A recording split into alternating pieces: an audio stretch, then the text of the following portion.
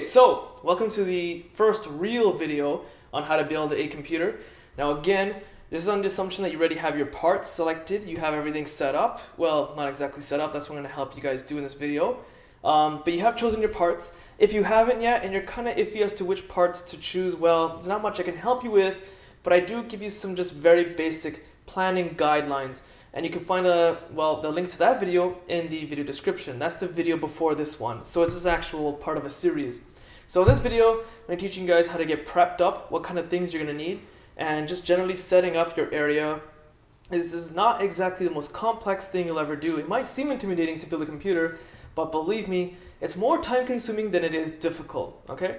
So things that you're gonna need. Pretty straightforward. You're going to need a screwdriver kit. I recommend a multi-screwdriver kit because you never know what type of screws you're going to get, you're going to have to use. So I recommend just getting something like this. You can just find this on the internet. I got this for 17 bucks and this comes with 45 pieces in it. You're going to need an X-Acto knife, take your stuff apart, a anti-static strap. Now, what this thing basically does is prevent you from getting static on your parts. So this strap, pretty straightforward. You can unclip it depending on what type of model you get. Some of them you can clip, some of them you can unclip. Now you have two options on where to attach this to your body, or three. I'm not going to say where the third one is, but I think you can probably get the idea if you're a dude. The main spot most people use it on is just simply on your wrist. Or alternatively, you can attach it to your ankle. So it depends on where you want to attach it. The point of this is to get you grounded.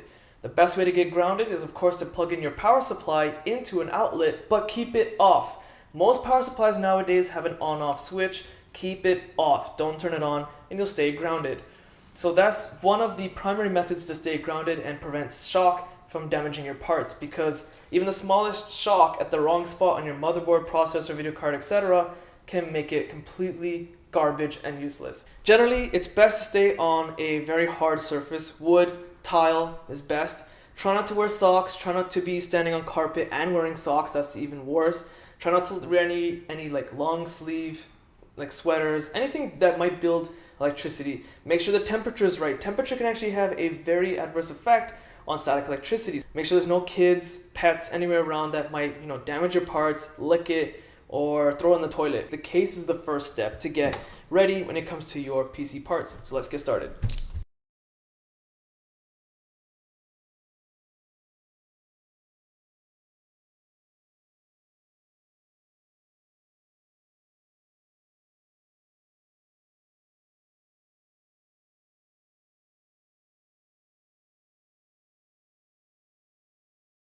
Okay, so now that the initial major struggle is done, now let's get into working with the parts. Now you want to be careful when handling this out of the box. I know it's just an empty case, but you want to be careful as to where you throw stuff out. And don't just throw away the box contents out right away. You never know where the screwdrivers are going to be, or not the screwdrivers, the actual screws, sorry, and some of the adapter brackets if they are included with your case. Most of the time they are, especially when you're building your own computer and you're buying your own case. It includes a lot of screws, some brackets. In my case, what I've noticed is that they've actually included them inside. So I've checked the box contents, I no longer need it. Again, this might seem like an oversimplified video in the way I'm explaining everything, but again, this is designed so that even the most absolute newbies can follow along. So with that said, we still are not dealing with any fine electrical parts yet, so there's no need to worry about being anti-static proof. So I'm just going to work on opening this up, and let's continue to find all the additional parts that I need. There's various screws available. There's 1, 2. This is going to open the main body, and this side should be where the cable management is going to happen. So I can open these two up now or later, but I'm just going to open up this side for now. So in this case, I'm going to use my screwdriver, get it opened up.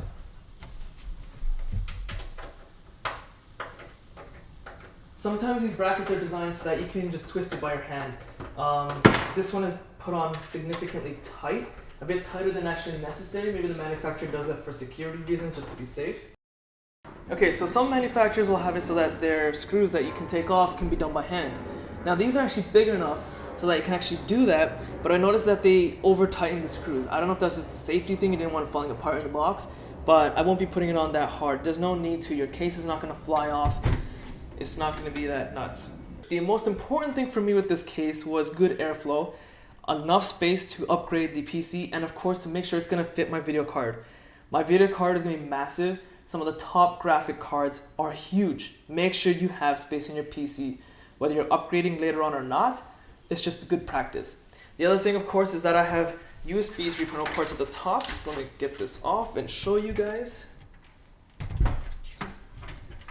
So to me, a great thing to have was USB 3.0 ports at the top. So it's going to be a little bit difficult for you guys to see, but you can actually see some golden screws in here, or screw holes. Now, some manufacturers of cases will put this in for you, some won't. I didn't know mine included it. I thought I had to put it in myself. But this is basically where your motherboard, the screws are going to go in to keep it held in place. So the fact that it's done for me is just a bonus. If not, you might have to get these brackets yourself, screw it in with the socket or your hand, depending on how it fits, by yourself. Put the motherboard on, then put the screws on to fit in these holes to keep the motherboard secure. The fact that it's done for me is just a bonus. I have all these other wires that are stuck. These are attached to the case. They cannot be removed and they should not be removed. They're quite important actually. Some of them you don't have to use, some of them you do. It might look rather intimidating, but it's not. So for example, they're pre-labeled, many of them. So for example, here I have USB, AC97, some other switches.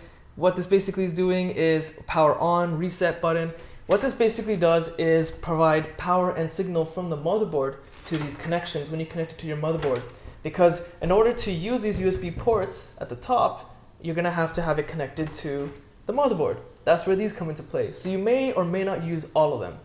So at this point, I have one of two options to continue on. I can work with the power supply and putting it into the case, or I can go straight to the motherboard, put the processor and the RAM into the motherboard and put the entire thing in here and then put the case in after. There's no official guideline saying which way is right, which way is wrong. But what I prefer to do is work with the power supply and put it into the case. Then take my anti-static strap, which has the alligator clip. Now, depending on how you're gonna have the power supply fitted, if you have the fan facing an exterior way, so you can actually take the alligator clip and clip it here, that's one method. The other method is sometimes you'll actually have a grill here or another fan here, which actually has bigger holes. Right now I can't clip mine inside. It just won't fit inside the holes because they're too small. The alternate method, of course, is that when this is plugged into the case, or connected to the case rather, you can actually just take the alligator clip onto a non-painted metallic surface, make sure it's not painted, and just clip it just like that. The other end would then of course attach to my body somewhere, so the usual two spots again is of course your wrist or on your ankle. I'm going to be putting this on my ankle just so it's out of the way. My power supply is 750 watt. Now there's different types of power supplies available. There's non-modular, modular, and semi-modular. I have semi-modular because, as you can see, I have some wires that are permanently fixed onto the power supply. They cannot be removed. Some people actually don't like that. They rather attach only what they'll need. But this power supply is designed so that the clips here, for example, this one's going to go to the motherboard, you have to use no matter what. So they figure, why not just leave it permanently attached in here? Any additional devices, like if you have a lot of blu-ray drives or CD drives or a lot of video cards, well, you have the option to attach wires only when necessary, and those wires come in this big bundle within the box. So there's different styles of power supplies that are available. This is just a matter of more of what's convenient for you. Obviously, the more powerful your graphics card is, the bigger power supply you're going to need, but that depends on your own research and what your needs are for a graphic card. And again, the more parts you have besides the graphic card, the more power it's going to draw. So this 750 watt is just fine for me. That's all I need, so I'm going to stick with this. So I actually have ventilation available at the bottom just here because my case has legs which can be removed. I'm going to leave them on, and I'm going to have the exhaust fan facing this way because I want airflow to go through the bottom and not through the case itself. So that's dependent on your case as well. So I take my 4 screws and attach the power supply to the case itself. My case also comes with this Velcro here to keep the power supply in place. I guess this is done so that if I ever want to pick up the case and take it around, which I never plan to do, but hey, the option's there. It's pretty cool.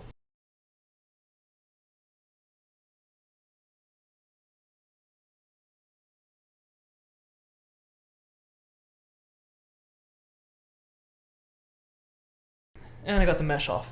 So that'll allow much more better airflow. Now keep in mind, if you're going to be doing it this method, the way I just did, it's going to be facing the ground. you don't want the case just sitting on a carpet. Despite me having like an inch or two of space between the ground and where the power supply ventilation is, you want to have no carpet there. Carpet has a lot of dust inside of it. All that ventilation is going to go straight back into the power supply, or if you have a fan up here, it's going to go straight back into the fan. If you really have to bootleg it, and this has to go on the carpet, put a piece of cardboard underneath, because not as much dust rests on cardboard as it would on a carpet. So keep that in mind. That's a nice trick to have.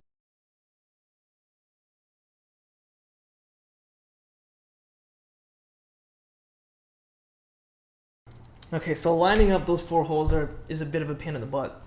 For example, I have a hole here, but I'm actually not going to put a screw in there. The hole is actually here, which is going to be a very tight fit. Something to keep in mind. It's going to be a little bit of a tight squeeze, but it is designed to work with one another. Most of them are universal fitting, case and power supply fitting.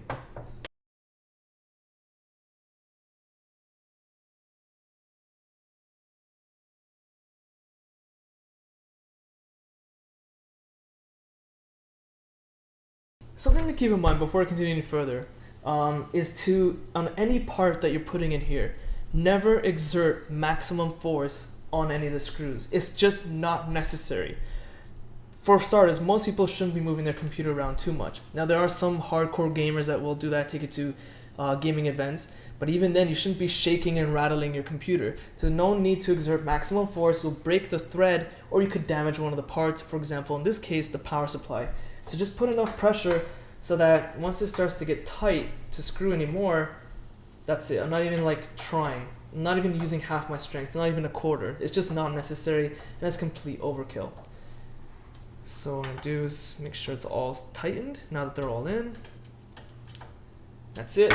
Give it the power supply a bit of a wiggle just to make sure it's not actually rocking, because I do have to carry it upstairs to my office, and it's not moving. It's not gonna go anywhere. So I've put in more than enough force, put in my Velcro.